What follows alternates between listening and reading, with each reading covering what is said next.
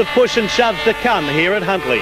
Now usually the driver who'll be the target of most of the unwanted attention is the current title holder. The number one on the side of the car, I guess, makes you a bit of a target, does it? I guess it does in a bit of a way, yeah, but you just got to be, I guess you got to be a bit cunning and a bit wary of some of the cars out there that may have a go at you, and you just got to be aware of them and deal with them at the time.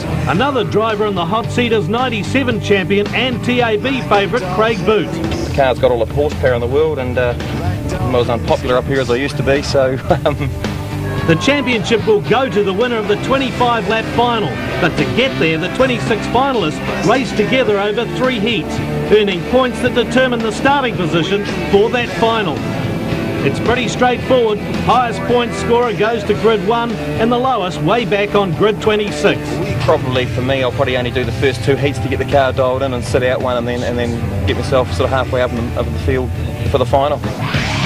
Time now to put all the theories away and get out there and into action. The Tyre General New Zealand Stock Car Champs about to get underway with race 1. Rodney Wood in the 51 car alongside the 78 car from Wanganui of Darryl Taylor, and Rodney Wood, as expected, got plenty of power there and gets away on the lead of this race straight away. Oh, the number 1 car, that is Craig Pearce, getting turned around straight away. So we were right about one thing. He's been picked on and dealt to and dropped right to the back of the pack. Look at this view from Paul Wade, starting well down the track. Local guy here, tracking along behind the 72 car of Lyle Rumney. That's a former champion, one of quite a few in this field. And you'll watch there, you see Pearce's car turned around on the outside. I think that one of the guys caught up in that was Brendan Rowlands, Stratford driver, so it looked like he may be headed in for the defending champ. Well, Rick Campbell in trouble as well, the Aucklander. He's slammed into the wall down the bottom turn, so trouble's ready for him in heat 1 here, Wayne. Malcolm, you've got to say this is pretty busy. And another one of the top favourites, the number 2 NZ tells the story. That's Royden Collingwood slowing down. Yeah, so 1 and 2 NZ already in trouble, but it's Smoking Joe Farram. He's doing a nice job, the man from Gisborne at the moment. And talk about nice jobs. Check out the number 7 car on the inside there. Going through into second place, that's Craig Boote. So he's come from well back down the field, living up to his reputation here. Yeah, Craig Boote's got the big Chev V8 wound up at the moment. The car's hooked up on the surface here, and he's steadily making his way through the field.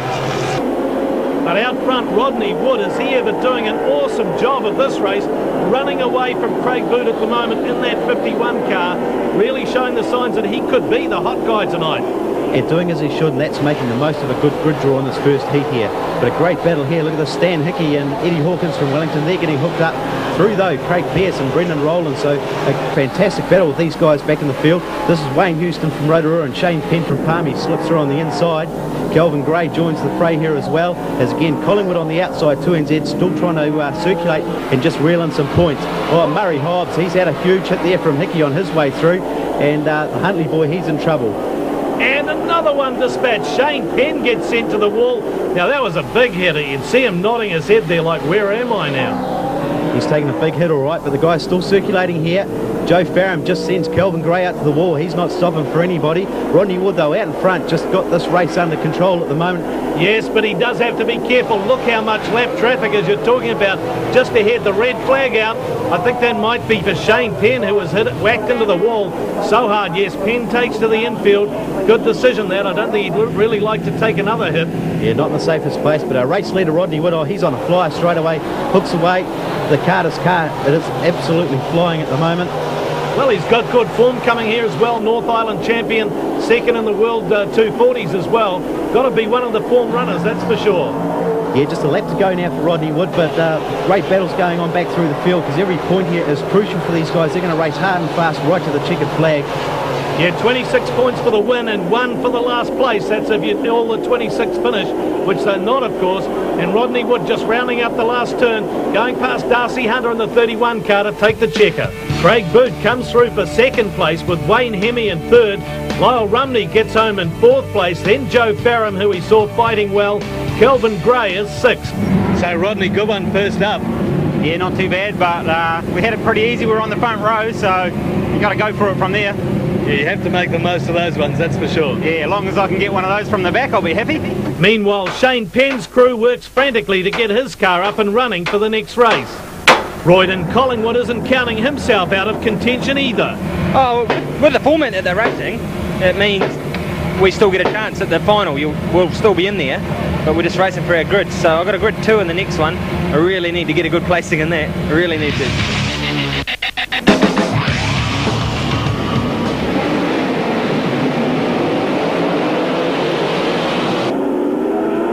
Well, Collingwood's dreams coming true so far, getting out into the front of this race from that position 2.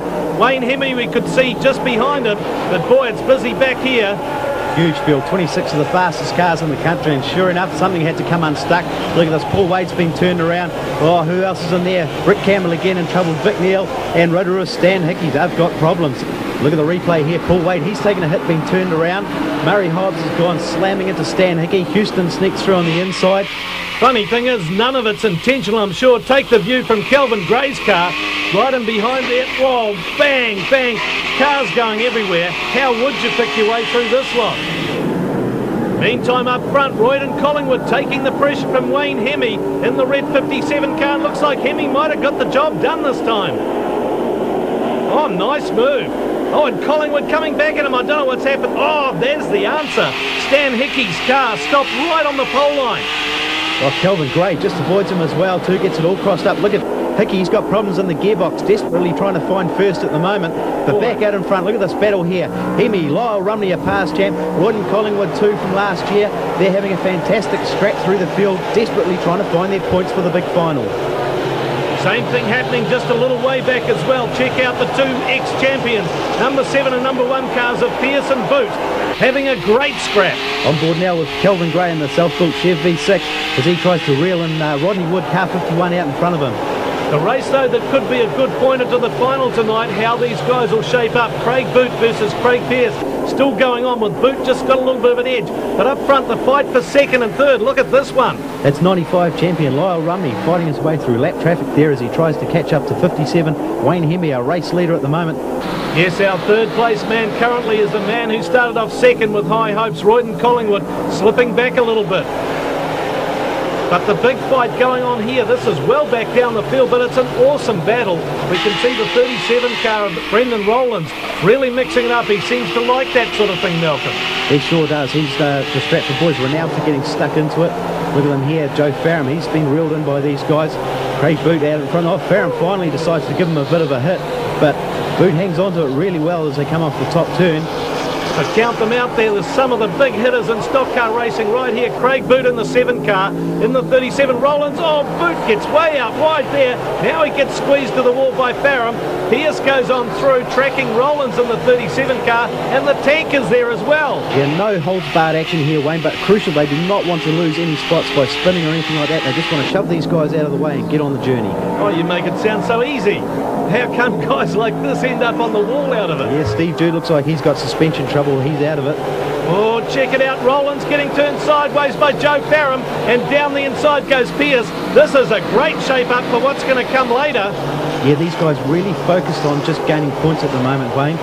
All the dealing that's going to come later on in the big final, although as I say that, look at that, Pearce, he's just slammed Farram out on the wall, but he made sure he didn't lose any time. But look at this disaster. Royden Collingwood out of third place. Wayne Hemi, though, 57, the red car from Wellington, out in the front. Look, white flag, just a lap to go for Wayne Hemi. Well, fingers crossed for Hemi. He's got to negotiate a few cars. Oh, a wheel flies off as well, but he's getting through them okay. No one really take him out. Oh, might have spoken too soon. No, he's going to do it. Hemi will go to the line for the checkered flag, so count this one down to him. Rumney comes home second ahead of Aucklander Peter Drake. Then it's Brendan Rowlands, Kelvin Gray with our onboard, and Eddie Hawkins is sixth. So Wayne, good win. Yeah, it's a good one actually. We went off grid 4 and no, we're very happy with that.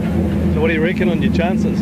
Well, hey, we got a third and we got a first, so I mean, hopefully we're up in the top, 8 on the grid for the final, and we'll just be praying and hope we'll got a bit of luck with us as well. So, last chance to earn points for that crucial grid position in the final tonight as they roll out for Heat 3. Missing from the pole position by the looks, Murray Hobbs. A battered body and a battered stock car, I think, after being in the wars twice already.